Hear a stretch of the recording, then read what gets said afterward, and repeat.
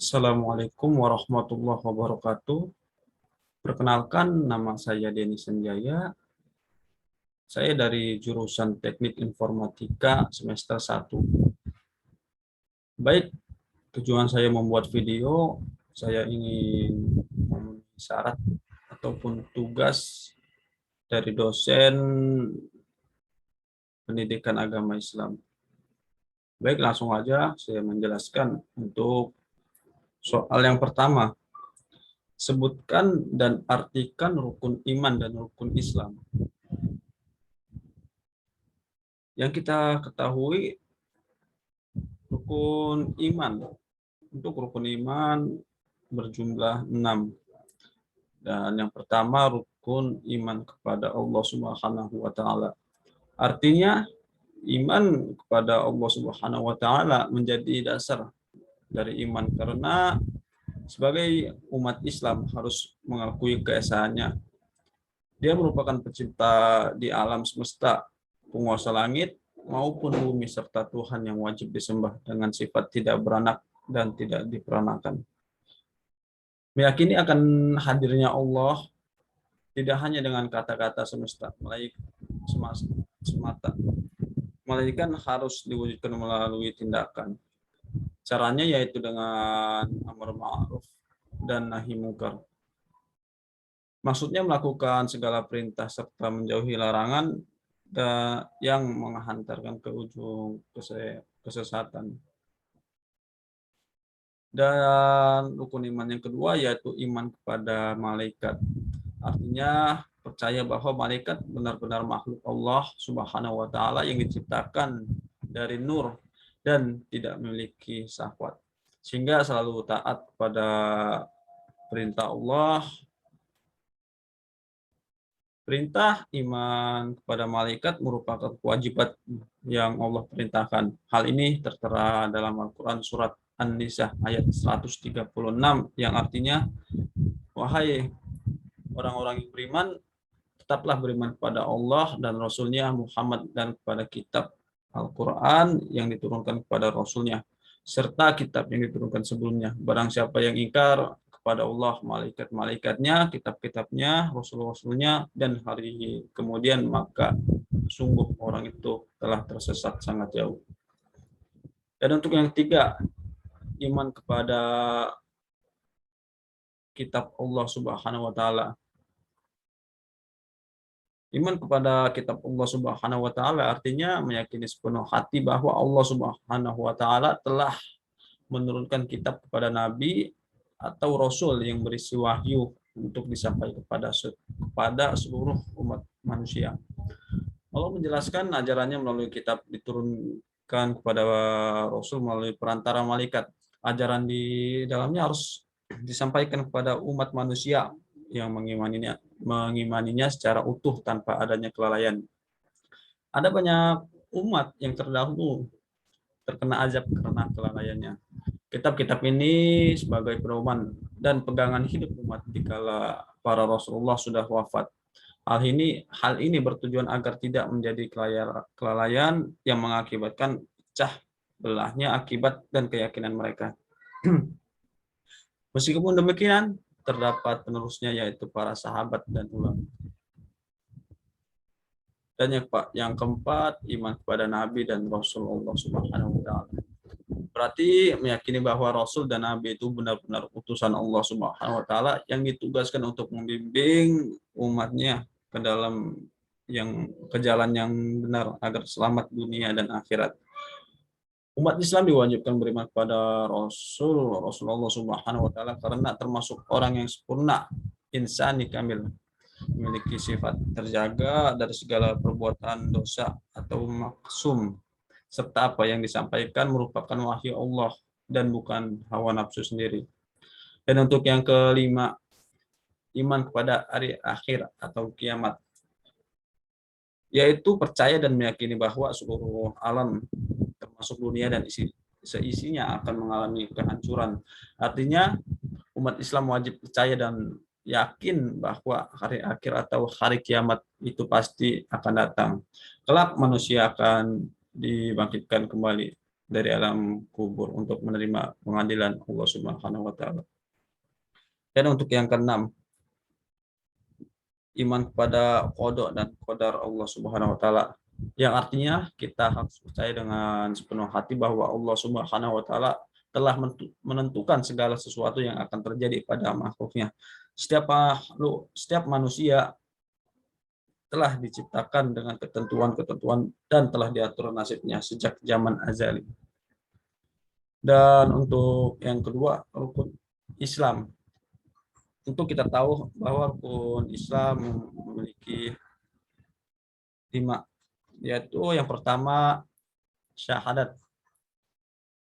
Syahadat adalah pengakuan dan penyaksian dengan sebenarnya baik secara lahir maupun batin.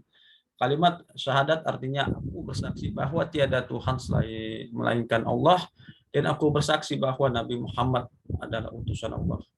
Dua kalimat syahadat ialah syahadat tauhid, artinya menyaksikan dan mengakui keesaan Allah Subhanahu wa taala, dan syahadat Rasul yang artinya menyaksikan dan mengakui kerasulan Nabi Muhammad SAW. Dan yang kedua yaitu sholat. Rukun Islam mewajibkan melakukan Rukun Islam yang wajib dilakukan selanjutnya adalah melaksanakan sholat. Sholat adalah ibadah yang harus dilakukan oleh Muslim, mukallaf, dan syarat rukun dan bacaan tertentu dimulai dari takbir dan diakhiri dengan salam. Pada awal disyariatkan pelaksanaannya, bilangan sholat mencapai 50 rakaat. Kemudian Rasul disarankan untuk menghadap kepada Allah Subhanahu wa taala agar menguranginya sampai beberapa kali. Akhirnya menjadi seperti yang diwajibkan saat ini, yaitu 17 rakaat dalam 5 waktu. Berikut rinciannya yaitu sholat subuh berjumlah 2 rakaat, sholat zuhur berjumlah 4 rakaat, sholat asar berjumlah 4 rakaat, sholat maghrib berjumlah 3 rakaat, dan sholat isya berjumlah 4 rakaat. Dan untuk rukun Islam yang ketiga yaitu zakat. Zakat merupakan kegiatan wajib yang harus dilakukan oleh masyarakat yang beragama Islam atau umat Islam setiap bulan Ramadan dengan syarat dan aturan pengerjaannya yang sudah ditetapkan. Takarannya sendiri ditetapkan agar tidak memberatkan umat sehingga banyak yang melaksanakannya. Hasil dari zakat fitrah ini nantinya dibagikan kepada 8 asnaf atau penerima. Tujuannya yaitu untuk membantu kesulitan saudara sesama muslim, terutama yang tidak mampu, agar mereka dapat menikmati makanan secara layak. Saat melaksanakannya ada batasan waktu dan syarat tertentu. Dan untuk yang keempat yaitu puasa. Puasa yaitu kita menjalankan ibadah puasa pada bulan Ramadan, merupakan ibadah wajib yang harus dilaksanakan setiap tahunnya. Agar tidak salah dalam memahaminya, ada baiknya mengetahui terkait ketentuan dan pembahasan yang melatar belakangnya karena menjadi penentu keabsahannya. Meskipun poin utama dari puasa adalah menahan rasa lapar dan haus, namun secara lebih mendalam hal ini juga berkaitan dengan mengontrol beberapa kegiatan buruk, sebagai contohnya hawa nafsu berlebihan, amarah, serta agar tidak merasakan sulitnya saudara, agar dapat merasakan sulitnya saudara yang kurang beruntung. Dan untuk yang terakhir yaitu naik haji. Rukun Islam yang terakhir adalah naik haji, adalah menunaikan ibadah haji bagi yang mampu. Sebenarnya pelaksanaannya sangat dianjurkan. Namun melihat keadaan umat manusia yang bermacam-macam sehingga menjadikan hukumnya dibolehkan sampai dilarang jika akan menimbulkan kemudaratan. Alasan mengapa dikatakan wajib, untuk yang mampu, arena perjalanan menuju tanah suci memerlukan dana yang tidak sedikit. Ibadah haji sendiri dilaksanakan setiap tahunnya pada bulan Zulhijjah. Pada waktu tersebut umat muslim seluruh dunia berkumpul di tempat sama, yaitu Baitullah. Dan untuk yang soal kedua, sebutkan nama-nama malaikat yang wajib diketahui disertai tugasnya masing-masing. Yang pertama yaitu jumlah malaikat ada 10. Dan untuk pertama malaikat Jibril. yaitu yang bertugas menyampaikan wahyu kepada Rasulullah Subhanahu wa taala. Yang kedua, malaikat Mikail bertugas memberikan rezeki kepada makhluk hidup di bumi. Dan yang ketiga, malaikat Israfil bertugas menjaga dan meniup sangkakala pada hari kiamat. Dan yang keempat, malaikat Israel bertugas mencabut nyawa makhluk hidup. Dan kelima, malaikat Munkar bertugas menanyai orang di dalam kubur yang berbuat keburukan. Dan yang keenam, malaikat Nakir bertugas menanyai orang di dalam kubur yang berbuat baik. Dan yang ketujuh, malaikat Raqib bertugas mencatat amal baik manusia selama hidup di dunia. Kedelapan, malaikat Atid bertugas mencatat amal buruk manusia selama hidup di dunia. Dan yang kesembilan, malaikat Malik bertugas menjaga pintu neraka. Yang kesepuluh, malaikat Ridwan bertugas menjaga pintu surga. Dan untuk soal ketiga, sebutkan nama-nama nabi dan rasul yang wajib diketahui disertai kisah kenabiannya. Yang pertama kita ketahui, nabi yang pertama yaitu Nabi Adam. Nabi Adam merupakan nabi pertama sekaligus manusia pertama yang Allah ciptakan.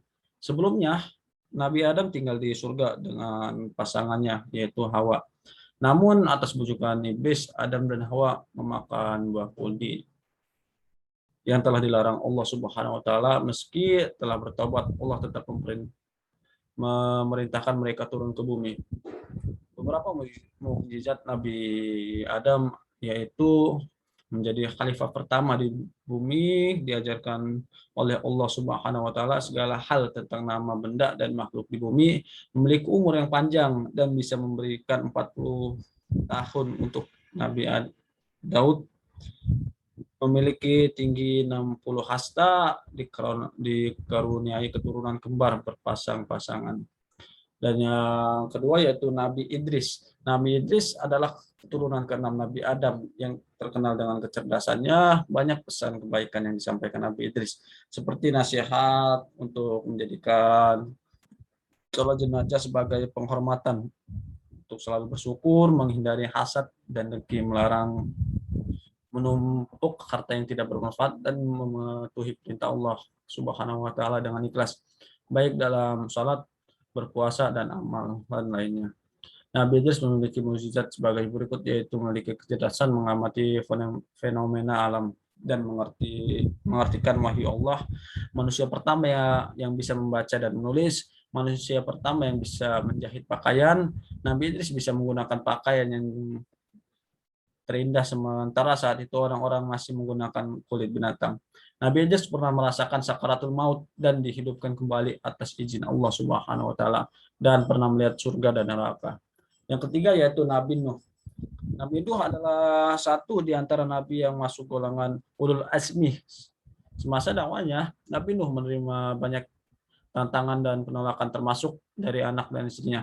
Ketika kaumnya tetap bertindak zalim, Allah pun membinasakan mereka dalam banjir besar. Namun Nabi Nuh juga mendapatkan mukjizat, yakni mampu membuat perahu dengan ukuran panjang 300 hasta dan 50 hasta. Setiap makhluk, baik manusia maupun binatang yang ada di perahu tersebut, selamat dari banjir. Dan yang keempat yaitu Nabi Hud. Nabi Hud diutus Allah Subhanahu wa taala bagi kaum Ad, kaum yang ahli membuat menara namun senang melakukan kemaksiatan dan menghamburkan harta. Kaum Ad terus mengingkari dakwahnya, sehingga akhirnya Nabi Hud berdoa kepada Allah. Allah kemudian menurunkan badai dengan awan yang penuh petir yang membinasakan kaum Ad. Mukjizat Nabi Nuh antara lain yaitu mampu menurunkan hujan atas izin Allah Subhanahu wa taala. Kala itu kaum Ad dilanda kekeringan hingga tanamannya mati dan tidak ada sumber air. Selamat dari badai petir yang dahsyat. Dan untuk kelima yaitu Nabi Soleh. Hud Saleh ya. Nabi Saleh. Sekitar kurun waktu 200 tahun Allah mengutus Nabi Soleh untuk kaum Samud yang masih merupakan keturunan dari kaum Ad. Satu di antara mukjizat Nabi Saleh adalah memunculkan unta betina yang hamil 10 bulan dan batu besar yang terbelah. Kemudian itu membuat bagian kaum Samud menerima dakwah Nabi Saleh dan menjadi pengikutnya, namun sebagian lagi masih ingkar. Bahkan membunuh unta yang menjadi mukjizat tersebut. Setelah berhasil membunuh unta, Allah pun membinasakan mereka dengan hantaman petir di malam hari. Dan untuk yang keenam yaitu Nabi Ibrahim. Nabi Ibrahim merupakan satu di antara nabi yang kisahnya banyak diceritakan dalam Al-Quran. Mulai bagaimana Ibrahim menemukan Tuhan, melawan kezaliman Raja Namrud, hingga kisahnya dengan kedua anaknya yakni Ismail dan Ishak. Nabi Ibrahim juga memiliki mukjizat antara lain yaitu tetap hidup meski dibakar dengan api, menyaksikan burung dihidupkannya kembali, mengubah pasir menjadi makanan, memiliki anak saat usia 99 tahun. Nabi Lut dan yang ketujuh yaitu Nabi Lut. Nabi Lut merupakan keponakan dari Nabi Ibrahim. Dia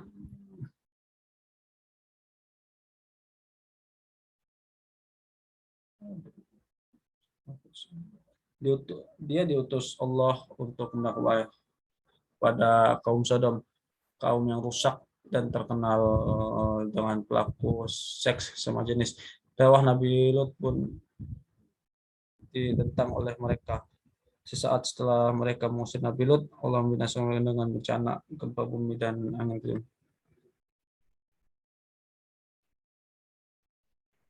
Dan Nabi Nabi Ismail merupakan anak Nabi Ibrahim dan istrinya Hajar. Satu di antara mukjizat Nabi Ismail masih bisa kita lihat hingga saat ini, yakni air Zam-Zam. Nabi Ismail juga sempat menerima perintah Allah untuk disembelih oleh ayahnya sendiri. Namun ketika Nabi Ibrahim mengeluarkan benda tajam untuk menyembelihnya, Allah menggantikan Nabi Ismail dengan kambing. Peristiwa itulah yang akhirnya menjadi awal mulai kurban pada hari raya Idul Adha. Yang kesembilan itu Nabi Ishak. Nabi Ishak merupakan anak Nabi Ibrahim dengan Sarah.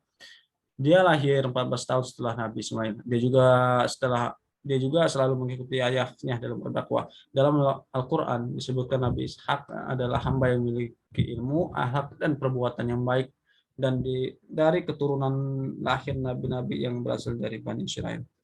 Yang ke-10 yaitu Nabi Yakub. Nabi Yakub merupakan anak Nabi Ishak. Dalam beberapa riwayat, Nabi Yakub digambarkan sebagai sosok yang memiliki karakter kuat dan keimanannya luar biasa. Bahkan sebelum Nabi Yakub wafat dan terbaring lemah pun, dia berwasiat kepada para putra untuk tetap menjalankan perintah Allah Subhanahu wa taala. Yang ke-11 itu Nabi Yusuf. Nabi Yusuf merupakan anak Nabi Yakub. Dia pernah mendapat mimpi di mana bulan, matahari, dan bintang bersujud padanya. Sejak itulah Nabi Yakub mengetahui bahwa putranya akan menjadi orang besar. Nabi Yusuf juga memiliki mukjizat antara lain yaitu memiliki paras yang tampan. Bahkan dalam kisahnya para wanita pernah mengiris jarinya sendiri saat terpesona dengan ketampanan Nabi Yusuf. Mampu menafsirkan mimpi, Nabi Yusuf pernah menafsirkan mimpi raja dan akhirnya diangkat sebagai pejabat di Mesir. Yang ke-12 yaitu Nabi Ayub. Nabi Ayub adalah seorang nabi yang memiliki banyak harta, keturunan, dan akhlak mulia. Meski begitu, Nabi Ayub tidak pernah sombong dan terus berbuat baik. Allah pun menguji Nabi Ayub dengan cobaan yang berat. Dia kehilangan harta, anak-anaknya, dan menderita penyakit kulit. Namun kondisi tersebut, Nabi Ayub tetap bersabar dan berserah diri kepada Allah Subhanahu wa taala. Mukjizat Nabi Ayub antara lain yaitu memiliki kesabaran yang luar biasa, mampu mengeluarkan air dari tanah yang menyembuhkan penyakit, yang bisa menyembuhkan penyakitnya. Yang ke-13 yaitu Nabi Shu'aib. Nabi Shu'aib diutus Allah Subhanahu wa taala pada kaum Madian, kaum yang suka menipu dan membangkang. Lantaran tetap ingkar dan tidak mengikuti Nabi Shu'aib, maka Allah memberikan ujian kepada berupa badai panas, mendatangkan awan hitam hingga gempa bumi yang membinasakan. Yang ke-14 yaitu Nabi Musa. Nabi Musa merupakan nabi yang memerangi Raja Firaun yang tamak. Dia memimpin Bani Israel agar menyembah Allah Subhanahu wa taala atas izin Allah. Nabi Musa yang memiliki mukjizat antara lainnya tuh mampu menghidupkan orang mati, memiliki tongkat yang bisa merubah menjadi ular, mampu membelah Laut Merah, dan dianugerahi kitab Taurat yang berisi tentang 10 firman Allah bagi Bani Israel. Dan untuk yang ke-15 Nabi Harun. Kisah Nabi Harun sering dikaitkan dengan kisah Nabi Musa. Nabi Harun merupakan seorang nabi yang dikaruniai kemampuan bahasa yang sangat baik. Nabi Harun berjuang untuk memberantas berhala yang dipimpin oleh Sumiri, tukang sihir dan kejahatan milik Firaun. Yang ke-16 yaitu Nabi Zulkifli. Nabi Zulkifli merupakan nabi yang tinggal di Irak. Tak banyak kisah yang menceritakan Nabi Zulkifli, namun dia terkenal tetap akan mengajarkan tegar akan mengajarkan untuk menyembah Allah Subhanahu wa taala meski sempat mendapat siksaan dirantai hingga di penjara. Nabi Daud. Nabi Daud merupakan keturunan Nabi Ibrahim ke-12. Nabi Daud merupakan raja setelah terbunuhnya Raja Talut. Beberapa di antara mukjizat Nabi Daud yaitu dia anugerahi kitab Zabur, memiliki suara yang merdu. Nabi Daud membaca kitab Zabur, suaranya mampu membuat orang sakit menjadi sembuh, membuat air dan angin menjadi tenang hingga bukit-bukit turut memuji Allah Subhanahu wa taala. Yang ke-18 Nabi Sulaiman. Nabi Sulaiman adalah satu di antara nabi yang terkenal sebagai raja yang kaya dan memiliki kekuasaan yang besar. Atas izin Allah Subhanahu wa taala, Nabi Sulaiman juga memiliki mukjizat antara lainnya itu memiliki kekayaan yang berlimpah. Bahkan dalam suatu riwayat dikisahkan bahwa istana Nabi Sulaiman sangat luas dan bertabur batu mulia. Yang pertama, dapat berbicara dengan binatang, mampu menundukkan angin, memiliki bala tentara dari kalangan manusia, jin, dan hewan, mengalirkan tembaga dari perut bumi. Yang ke-19 yaitu Nabi Ilyas. Masih di kalangan Bani Israel, Nabi Ilyas menghadapi kaum yang gemar menyembah berhala bernama Baal. Meski telah menerima dakwah dari Nabi Ilyas, mereka tetap ingkar hingga Allah pun menurunkan azab berupa kekeringan yang panjang. Nabi Ilyasa. Nabi Ilyasa adalah anak angkat dari Nabi Ilyas. Nabi Ilyasa diberikan tugas untuk melanjutkan dakwah dari sang ayah untuk Bani Israel. Satu di antara mukjizat Nabi Ilyas adalah menghidupkan orang mati atas izin Allah Subhanahu wa taala. Dan Nabi Yusuf. Nabi Yusuf adalah nabi yang diutus untuk menyadarkan kaum Asyira penyembah berhala di kota Niniwe. Ketika menaiki kapal bersama pengikutnya, awan hitam dan badai besar terjadi. Para penumpang kapal pun mengorbankan Nabi Yusuf dan menenggelamkannya ke laut. Meski sempat ditelan paus, Allah Subhanahu wa taala tetap menyelamatkan Nabi Yusuf. Hal inilah yang menjadi suatu di antara mukjizat Nabi Yunus. Guru Nabi Zakaria. Nabi Zakaria merupakan keturunan Nabi Daud dan Nabi Sulaiman. Tak banyak kisah mengenai Nabi Zakaria, namun menurut beberapa riwayat, Nabi Zakaria juga memiliki sikap yang rendah hati dan selalu bersyukur kepada Allah Subhanahu wa taala. Seperti Nabi Ibrahim, Nabi Zakaria mendapat keturunan saat usia tak lagi muda. Nabi Yahya. Nabi Yahya adalah putra dari Nabi Zakaria. Dia disebut sebagai seorang yang benar terhormat dan suci. Allah menganugerahi Nabi Yahya dengan kemampuan untuk mengetahui syariat. Nabi Yahya merupakan seorang yang sangat rajin dan gemar membaca. Sejak kecil Nabi Yahya sudah bisa memutuskan perkara dan mencari jalan keluar untuk segala persoalan. Yang ke-24 yaitu Nabi Isa. Nabi Isa adalah nabi yang tidak memiliki ayah dan lahir dari seorang wanita suci bernama Maryam. Beberapa mukjizat Nabi Isa antara lainnya itu bisa berbicara saat bayi, menghidupkan burung dari tanah liat, menghidupkan orang yang sudah mati, menyembuhkan orang buta.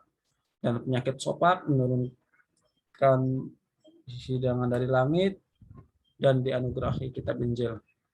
Dan yang terakhir adalah Nabi Muhammad SAW. Nabi Muhammad merupakan nabi terakhir sekaligus penutup. Tak ada lagi nabi lain sejarah setelah Nabi Muhammad SAW wafat. Ketika kelahiran Nabi Muhammad SAW, banyak peristiwa besar terjadi, seperti runtuhnya berhala dekat Ka'bah dan padamnya api yang disembah oleh kaum Masuji. Nabi Muhammad SAW memiliki mukjizat antara lain, yaitu mukjizat terbesar adalah Al-Quran sebagai kitab suci. Umat Islam mampu membelah bulan, mengalirkan air dari jemari tangannya. Yang keempat yaitu mampu menurunkan hujan. Yang kelima, di atasnya selalu dia naungi awan. Yang keenam, melakukan perjalanan ke Sidratul Muntaha saat Isra Mi'raj, dan masih banyak lagi. Dan untuk soal keempat, sebutkan nama-nama kitab yang diturunkan Allah Subhanahu wa taala dan keutamanya masing-masing. Yang pertama yaitu kitab Zabur.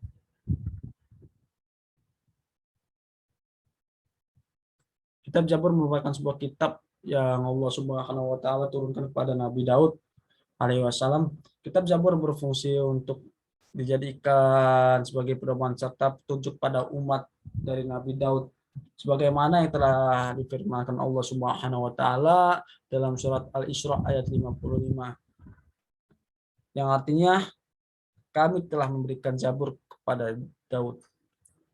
Kitab tersebut disebut juga dengan Mazmur, merupakan kitab yang isinya berupa kumpulan nyanyian-nyanyian serta pujian yang ditunjukkan pada Allah Subhanahu wa taala atas nikmat-nikmat yang sudah dilimpahkannya. Selain itu, kitab Zabur juga berisikan zikir, nasihat, doa, serta kata-kata hikmah. Kitab Zabur merupakan orang-orang Nasrani dan Yahudi saat ini ada di Perjanjian Lama, yang dalamnya terdiri atas 150 pasal. Yang kedua yaitu kitab Taurat. Kitab Taurat merupakan salah satu kitab yang diturunkan Allah Subhanahu wa taala dan khusus pada Nabi Musa alaihi wasallam. Kitab Taurat ini berfungsi sebagai pedoman untuk Nabi umat Musa, yaitu Bani Israel. Sebagaimana Allah berfirman dalam surat Al-Isra ayat 2, yang artinya, dan telah kami berikan kepada Musa sebuah kitab yaitu Taurat, dan kami juga telah menjadikan kitab Taurat sebagai petunjuk kepada Bani Israel. Janganlah kalian meminta pertolongan selain kepadaku. Isi kandungan di dalam surat Taurat yaitu wajib meyakini keesaan Allah Subhanahu wa taala, dilarang menyembah berhala, dilarang menyebut nama Allah untuk hal yang sia-sia, perintah mensucikan hari Sabtu, perintah menghormati kedua orang tua, larangan melakukan pembunuhan pada sesama manusia tanpa adanya alasan yang benar, dilarang melakukan zina, dilarang mencuri, dilarang sebagai saksi palsu, dilarang mengambil hak milik orang lain. Dan yang ketiga yaitu kitab Injil. Kitab Injil merupakan kitab yang diturunkan oleh Allah Subhanahu wa taala kepada Nabi Isa alaihi wasallam, yang berfungsi sebagai tuntunan dan petunjuk untuk Bani Israel, sebagaimana Allah Subhanahu wa taala berfirman dalam surat Al-Maidah ayat 46, dan kami telah iringkan jejak dari mereka semua Bani Israel bersama dengan Isa yaitu putra Maryam, dan telah membenarkan kitab yang turun sebelumnya yakni kitab Taurat, dan kami juga telah memberikan kitab Injil kepadanya yang di dalamnya terdapat petunjuk serta cahaya, dan dijadikan untuk membenarkan kitab sebelumnya yakni Taurat, serta dijadikan sebagai petunjuk sebagai pengajaran bagi orang-orang takwa. Di dalam kitab Injil ini berisikan beberapa ajaran pokok, yaitu perintah supaya kembali pada tauhid yang paling murni, ajaran untuk menyempurnakan kitab Taurat, ajaran supaya hidup yang sederhana, serta menjauhi rakus atau tamak, dan membenarkan untuk kitab sebelumnya. Yang keempat yaitu kitab Al-Quran. untuk kita ketahui kitab suci Al-Qur'an adalah kitab yang diturunkan Allah Subhanahu wa taala kepada Nabi Muhammad SAW yang berfungsi sebagai petunjuk serta pedoman untuk seluruh umat. Jadi bukan khusus bangsa Arab saja, melainkan seluruh umat manusia. Sebagaimana Allah Subhanahu wa taala berfirman dalam surat Al-Furqan ayat 1 yang artinya Maha suci Allah yang sudah menurunkan Al-Furqan atau Al-Qur'an terhadap hambanya supaya dia dijadikan sebagai pemberi peringatan untuk semua alam. Secara keseluruhan isi Quran meliputi hal-hal berikut, yaitu yang pertama, pembahasan mengenai prinsip-prinsip akidah atau keimanan. Yang kedua, pembahasan yang mengangkat prinsip-prinsip ibadah, pembahasan yang berkenan dengan prinsip-prinsip syariat, kedudukan Al-Quran antara lain sebagai wahyu Allah Subhanahu wa taala diturunkan kepada Nabi Muhammad SAW sebagai mukjizat Nabi Muhammad SAW sebagai pedoman hidup manusia agar tercapai kebahagiaan di dunia maupun di akhirat dan sebagai sumber dari segala sumber hukum Islam. Dan untuk yang soal kelima, sebutkan nama-nama Allah Subhanahu wa taala dan Asmaul Husna. Yang kita ketahui nama Allah itu berjumlah 99 yang bisa kita sebut Asmaul Husna. Yang pertama Ar-Rahman yang artinya Maha Pengasih, Ar-Rahim yang Maha Penyayang, Al-Malik yang Maha Merajai, Al-Qudus yang Maha Suci, As-Salam yang Maha memberi kesehatan, Al-Mu'min yang Maha memberi keamanan, Al-Muhaimin yang Maha mengatur, Al-Aziz yang Maha Perkasa, Al-Jabbar yang memiliki mutlak kegagahan, Al-Mutakabir yang Maha Megah yang memiliki kesabaran, Al-Khaliq yang Maha Pencipta, Al-Bari yang Maha melepas atau membentuk, menyeimbangkan, Al-Musawir yang Maha membentuk rupa, Al-Ghafar yang Maha Pengampun, Al-Qahar yang Maha menundukkan atau menaklukkan segala sesuatu, Al-Wahhab yang Maha pemberi karunia, Al-Rajak yang Maha pemberi rezeki, Al-Fattah yang Maha pembuka rahmat, Al-Alim yang Maha mengetahui, Al-Qabid yang Maha menyempitkan, Al-Basit yang Maha merendahkan, Al-Rafi yang Maha meninggikan, Al-Mu'is yang Maha memuliakan, Al-Muzil yang Maha menghinakan, Al-Sami' yang Maha mendengar, Al-Bashir yang Maha melihat, Al-Hakam yang Maha menetap, Al-Adl yang Maha adil, Al-Latif yang Maha lembut, Al-Khabir yang Maha mengenal, Al-Halim yang Maha penyantun, Al-Azim yang Maha agung, Al-Ghafur yang Maha pemberi pengampunan, Asy-Syukur yang Maha pemberi balas budi, Al-Ali yang Maha tinggi, Al-Khabir yang Maha besar, Al-Hafiz yang Maha memelihara, Al-Muqit yang Maha pemberi kecukupan, Al-Hasib yang Maha pembuat perhitungan, Al-Jalil yang Maha luhur, Al-Karim yang Maha pemurah, Al-Raqib yang Maha mengawasi, Al-Rajib yang Maha mengabulkan, Al-Wasi yang Maha luas, Al-Hakim yang Maha bijaksana, Al-Wujud wujud yang Maha mengasihi, Al-Majid yang Maha mulia, Al-Ba'is yang Maha membangkitkan, Al-Syahid yang Maha menyaksikan, Al-Haq yang Maha benar, Al-Wakil yang Maha memelihara, Al-Qawi yang Maha kuat, Al-Matin yang Maha kokoh, Al-Wali yang Maha melindungi, Al-Hamid yang Maha terpuji, Al-Musi yang Maha mengalkulasi, Al-Budhi yang Maha memulai, Al-Mu'id yang Maha mengembalikan kehidupan, Al-Muhyi yang Maha kehidupan, Al-Mumit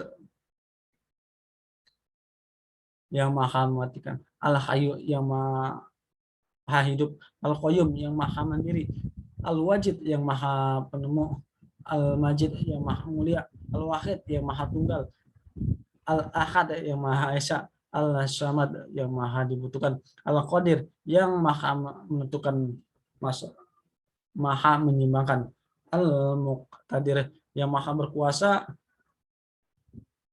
Al-Muqaddim yang Maha mendahulukan, Al-Akhir yang Maha mengakhiri, Al-Awal yang Maha awal, Al-Akhir yang Maha akhir, Al-Zahir yang Maha nyata, Al-Batin yang Maha gaib, Al-Wali yang Maha memerintah, Al-Muta'ali yang Maha tinggi, Al-Baru yang Maha penderma atau Maha pemberi kebaikan, At-Tawwab yang Maha penerima taubat, Al-Mutakin yang Maha memberi balasan, Al-Ufu yang Maha pemaaf, Al-Rauf yang Maha pengasuh, Malikul Mulk yang Maha penguasa kerajaan, Dzul Jalil wal Ikram yang Maha pemilik kesabaran dan kemuliaan, Al-Muqit yang Maha pemberi keadilan, Al-Jami' yang Maha mengumpulkan, Al-Ghani yang Maha kaya, Al-Mughni yang Maha pemberi kekayaan, Al-Mani yang Maha mencegah, Al-Dhar yang Maha penimpah kemudarat, An-Nafi' yang Maha memberi manfaat, An-Nur yang Maha bercahaya, Al-Hadi yang Maha pemberi petunjuk, Al-Badi yang Maha pencipta tiada bandingnya, Al-Baqi yang Maha kekal, Al-Wakir, Al-Warid yang Maha pewaris, Ar-Rasyid yang Maha pandai, dan yang terakhir Ar-Syabur yang Maha sabar. Dan untuk yang keenam yaitu sebutkan sifat wajib, mustahil, dan jaiz bagi Allah Subhanahu wa taala, dan artikan. Sifat wajib bagi Allah yang pertama yaitu wujud, artinya ada, qidam artinya awal, baqa artinya kekal, mukhalaful lil hawadisi berbeda dengan makhluk ciptaannya, qiyamuhu bi nafsihi berdiri sendiri, wahdaniyah tunggal, qudrat berkuasa, iradat berkehendak, ilmun mengetahui, hayat hidup, sama mendengar, basar melihat, qalam berfirman, qadiran berkuasa, muridan berkehendak, aliman mengetahui, sami'an aliman, hayan hidup, sami'an mendengar, basyiran melihat, mutakaliman berfirman atau berkata-kata.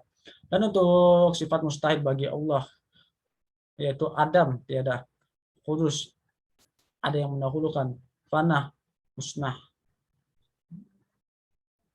mumatsal mumatsal mumatsalatu lil hawadisi ada yang menyamai, ta'aduz berbilangan, azun lemah, ihtiyaju li ghairihi memerlukan yang lain, karahah terpaksa, jahlun bodoh, mau mati, samawatin tuli, ama buta, bukamun bisu, kaunuhun aziyah zat yang lemah, kaunuhun farihan zat yang terpaksa, kaunuhun jali jahilan zat yang bodoh, mayitan zapati, kaunuhu asma zat yang tidak bisa mendengar, kaunuhun amma yang tidak bisa melihat, kaunuhu kama zat yang tidak bisa berbicara.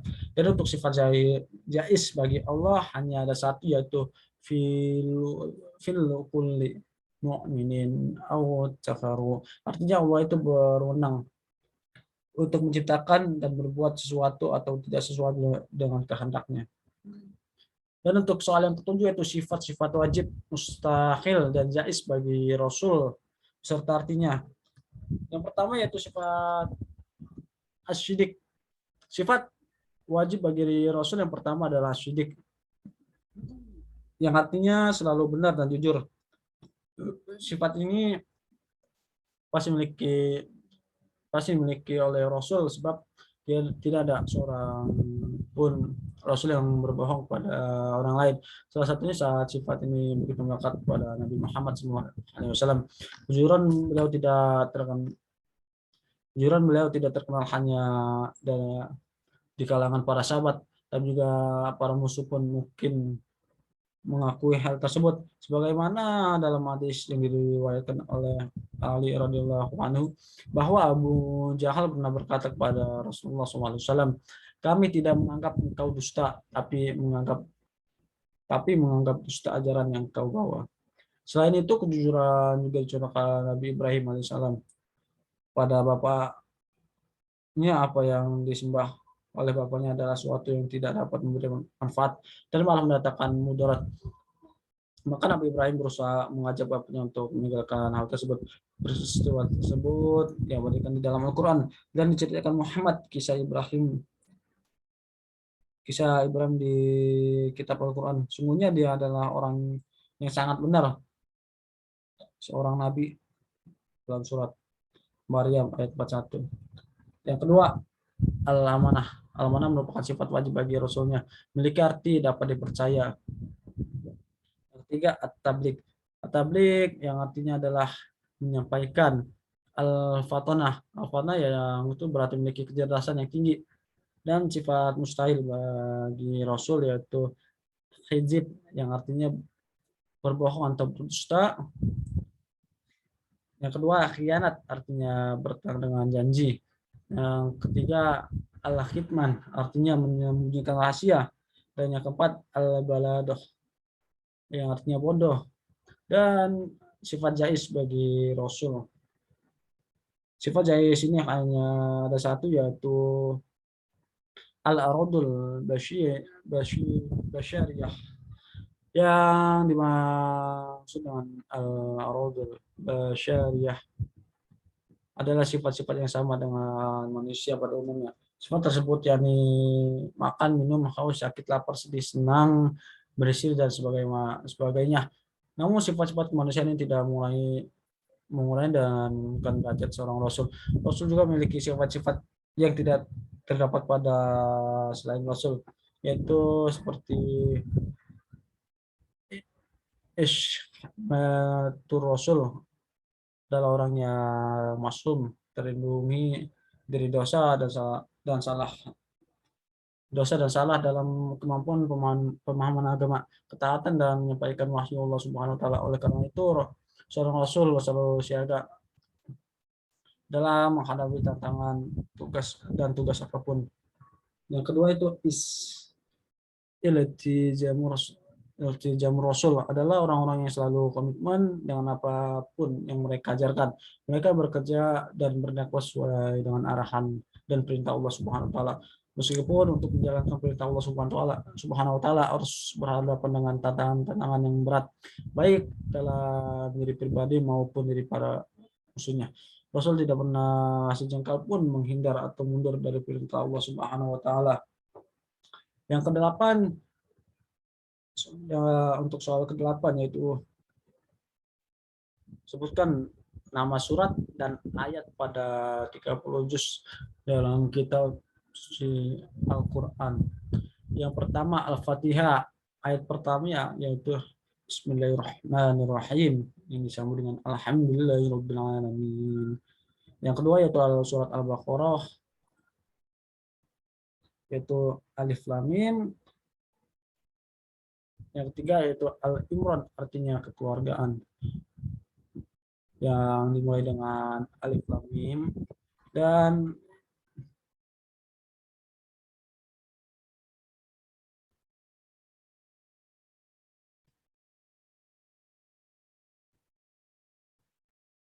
yang ketiga yaitu surat An-Nisa.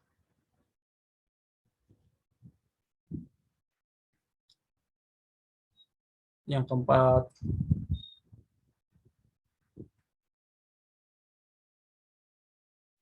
yaitu Al-Maidah. Yang kelima Al-An'am. Yang ke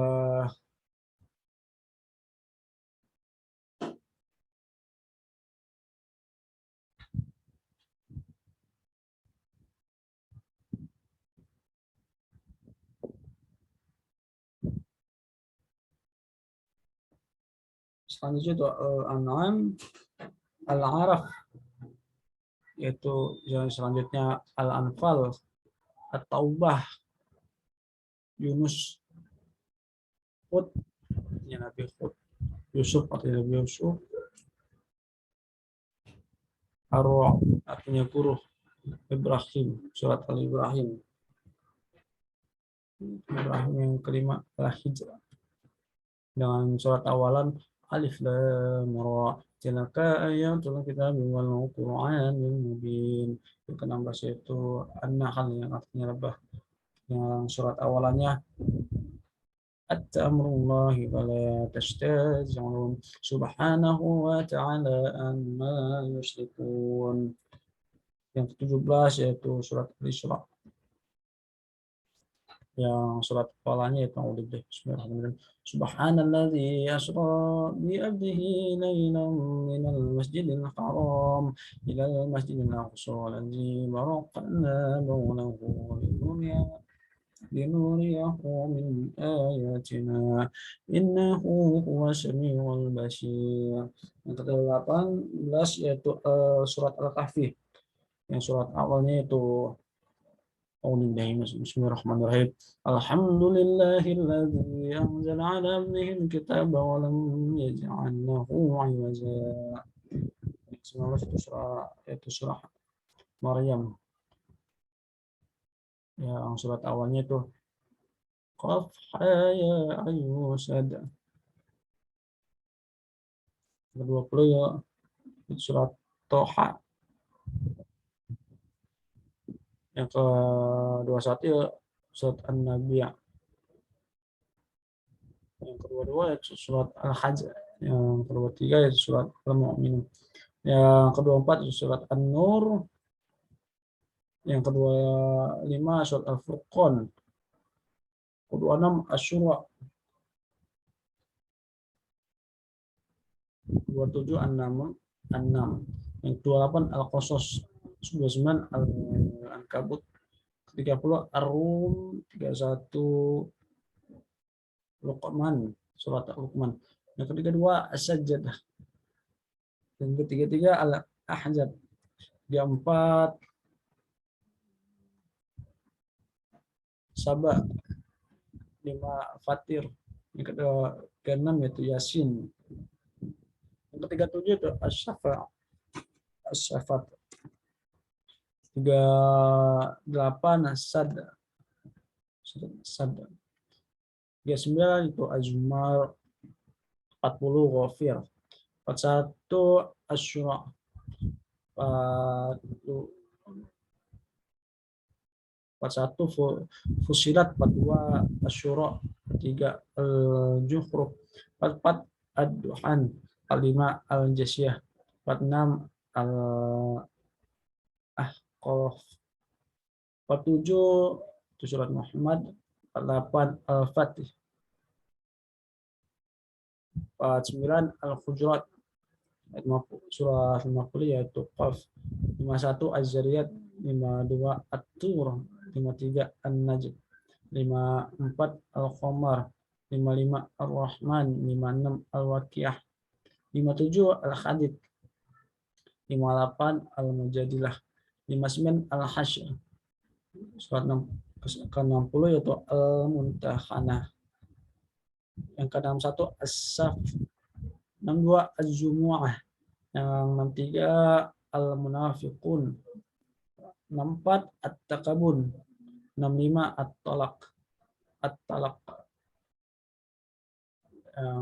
Ke-66 At-Tahrim. 67 Al-Mulk. 68 Al-Qalam. 69 Al-Haqqah. 10 Al-Ma'ariz. 71 Nuh.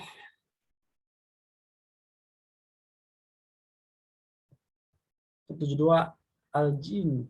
73 Al-Muzammil. 74 Al-Mudasyir. 75 Al-Qiyamah. 76 Al-Insan. 77 Al-Mursalat. 78 An-Naba. 79 An-Nazi'at. 80 Abasa.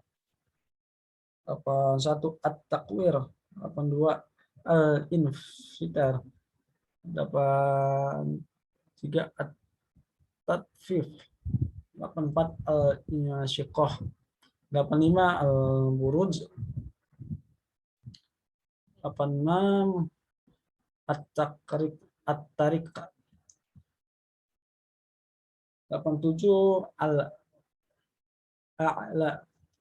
88 al-ghasyiyah. 89 al-fajr. 90 al-balad. 91 asy-syams. 92 al-lail. 93 ad-duha. 94 al-insyirah. 95 at-tin. 96 al-alaq. 97 al-qadr. Yang ayat pertama itu inna anzalnahu fil lailatul qadar.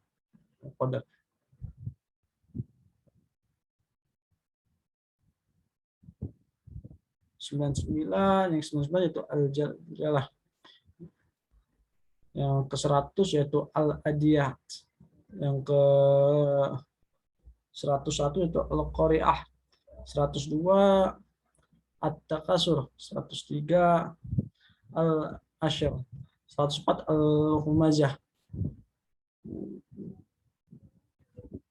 Wailul likulli humazatil lumazah. Al-fil. Alam taro kaifa fa'ala rabbuka bi ashabil fil. Quraisy. Ila fi Quraisy. Al-ma'un. Ra'aita alladhi yukadzibu bid-din. Al-Kautsar. Inna a'tainaka al-kautsar. Al-kafirun. Qul ya ayyuhal kafirun. An-Nasyr. Idza jaa nasrullahi wal fath. Al-Lahab. Tabat yada abi lahabin wa tab. Al-Ikhlas. Qul huwallahu ahad. Al-Falaq. Qul a'udzu birabbil falaq. An-Nas. Qul a'udzu birabbin nas. Soal ke-9 yaitu sebutkan 114 nama-nama surah dalam kitab suci Al-Quran dan artinya. Al-Fatihah yang artinya pembuka, Al-Baqarah artinya sapi betina, Al-Imran artinya keluarga Imran, An-Nisa artinya wanita, Al-Ma'idah artinya jamuan, Al-An'am artinya hewan ternak, Al-Araf artinya tempat yang tinggi, Anfal artinya harta, rampasan perang, At-Taubah artinya pengampunan, Yunus artinya Nabi Yunus, Hud artinya Nabi Hud, Yusuf artinya Nabi Yusuf, Ar-Rad artinya guru, Ibrahim artinya Nabi Ibrahim, Al-Hijr artinya gunung Al-Hijr, An-Nahl artinya lebah, Al-Isra artinya perjalanan malam, Al-Kahf artinya penghuni gua, Maryam artinya Maryam, Toha artinya Toha, Al-Anbiya artinya nabi-nabi, Al-Hajj artinya haji, Al-Mu'minun artinya orang-orang yang mukmin, An-Nur artinya cahaya, Al-Furqan artinya pembela, Asy-Syura artinya penyair, An-Naml artinya semut, Al-Qasas artinya kisah-kisah, Al-Ankabut artinya laba-laba, Ar-Rum artinya bangsa Romawi, Luqman artinya keluarga Luqman, Asy-Syaj artinya saja, Al-Ahzab artinya golongan-golongan yang bersekutu, Saba artinya kaum Saba, Fatir artinya pencipta, Yasin artinya Yasin, As-Safat artinya barisan-barisan, Sad artinya sahad, Az-Zumar artinya rombongan-rombongan, Ghafir artinya yang mengampuni, Fussilat artinya yang dijelaskan, Asy-Syura artinya musyawarah, Al-Zukhruf artinya perhiasan, Ad-Duhan artinya kabut, Al-Jasiyah artinya yang bertekuk lutut, Al-Ahqaf artinya bukit-bukit pasir, Muhammad artinya Nabi Muhammad SAW, Al-Fath artinya kemenangan, Al-Hujurat artinya kamar-kamar, Qaf artinya Qaf, Az-Zariyat artinya angin yang menerbangkan, At-Tur artinya bukit, An-Najm artinya bintang, Al-Qamar artinya bulan, Ar-Rahman artinya yang maha pemurah, Al-Waqi'ah artinya hari kiamat, Al-Hadid artinya besi, Al-Mujadilah artinya wanita yang mengajukan gugatan, Al-Hasyr artinya pengusiran, Al-muntahanah artinya wanita yang diuji. Asyaf artinya satu barisan. Al-jumu'ah artinya hari Jumat. Al-munafiqun artinya orang-orang munafik. At-takabun artinya dari menampakkan kesalahan-kesalahan. At-talaq artinya talaka. Al-mulk artinya kerajaan. Al-qalam artinya pena. Al-haqqa artinya hari kiamat. Al-ma'ariz artinya tempat naik. Nabi Nuh. Nuh artinya Nabi Nuh. Ajin artinya jin. Al-mujammil artinya orang-orang yang berselimut. Al-mudasyir artinya orang yang berkemul. Artinya al-qiyamah artinya kiamat.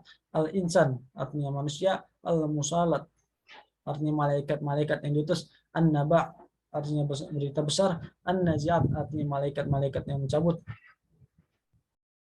Abasa artinya ia bermasam. At-takwir artinya menggulung. Al-infitor artinya terbelah. Al-tahfif artinya orang-orang yang curang.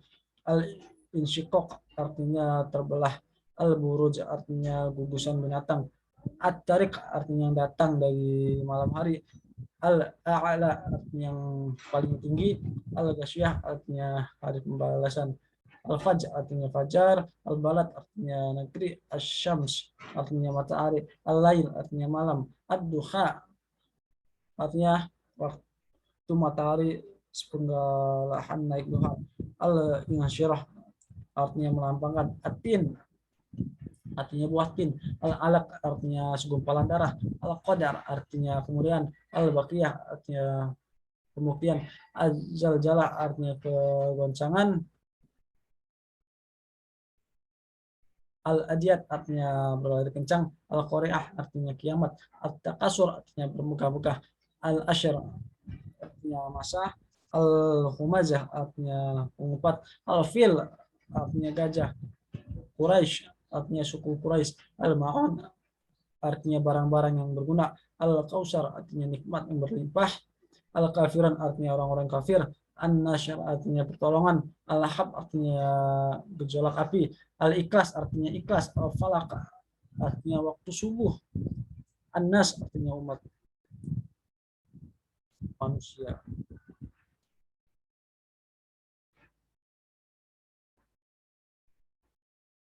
Dan untuk soal ke-10 yang terakhir yaitu sebutkan ceritakan 10 kisah kelahiran yang ke-10 yaitu ceritakan kisah kelahiran Nabi Muhammad SAW dan Isra Mi'raj Nabi Muhammad SAW.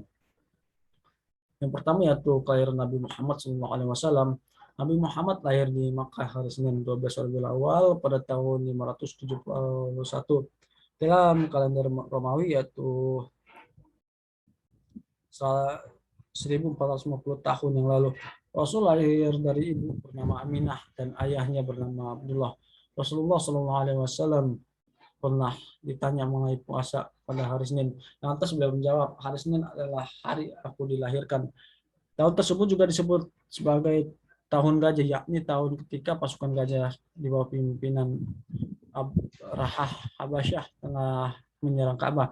Allah Subhanahu wa taala pun menghentikan aksi mereka dengan segala kebesarannya. Yaitu dengan burung ababil yang menjatuhkan batu-batu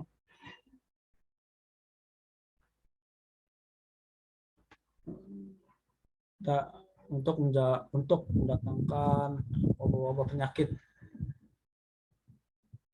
Untuk kisah kelahiran Nabi Muhammad SAW ini ada di dalam surat Al-Fil yang memiliki arti tahun gajah. Rasulullah lahir di masa ini dan dibesarkan sebagai anak yatim karena ayahnya Abdullah telah meninggal dunia sebelum usianya genap 3 tahun. Semasa kecilnya akhirnya dibesarkan oleh kakeknya Abdul Muthalib.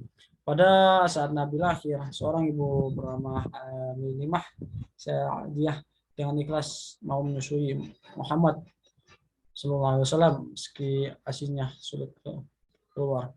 Namun karena keikhlasan Halimah pun diberi balasan oleh Allah Subhanahu wa taala, kalau setelah itu air asinnya keluar dengan deras. Itu adalah cerita atau kisah Isra Mi'raj. Isra Mi'raj menjadi momen yang paling penting dalam sejarah umat Islam. Antara Rasulullah Shallallahu Alaihi Wasallam menerima perintah melakukan sholat 5 waktu. Isra Mi'raj artinya perjalanan di malam hari, sementara Isra artinya perjalanan di malam hari, sementara Mi'raj berarti tangga. Hal ini menunjukkan kisah Nabi Muhammad SAW dari bumi menuju ke langit sampai Sidratul Muntaha. Isra Mi'raj bermula ketika Jibril mendatangkan buruk sebagai kendaraan Nabi yang super cepat berupa hewan putih dengan 2 sayap di antara kakinya. Rasulullah SAW lalu menaikinya dari Masjidil Haram ke Baitul Maqdis. Kisah ini memiliki banyak pertemuan antara Muhammad dengan Nabi sebelumnya.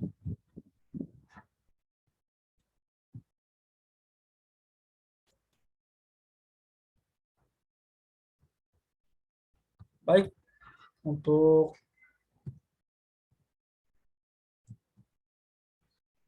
untuk presentasi hanya itu saja yang dapat saya sampaikan dari soal-soal tersebut. Jika ada kekurangan, saya pribadi mohon maaf. Dan saya akhiri. Wassalamualaikum warahmatullahi wabarakatuh. Terima kasih.